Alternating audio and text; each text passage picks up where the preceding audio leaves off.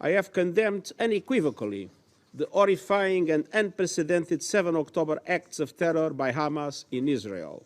It is important to also recognize the attacks by Hamas did not happen in a vacuum. The Palestinian people have been subjected to 56 years of suffocating occupation. They have seen their land steadily devoured by settlements and plagued by violence, their people displaced and their homes demolished. Even war has rules. Protecting civilians can never mean using them as human shields. Protecting civilians does not mean ordering more than 1 million people to evacuate to the south, where there is no shelter, no food, no water, no medicine, and no fuel, and then continuing to bomb the south itself.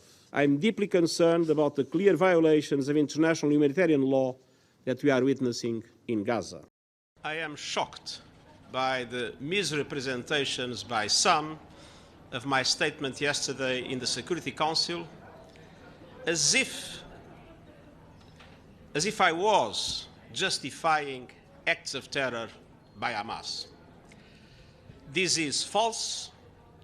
It was the opposite. In the beginning of my intervention yesterday, I clearly stated, and I quote, I have condemned unequivocally the horrifying and unprecedented 7 October acts of terror by Hamas in Israel.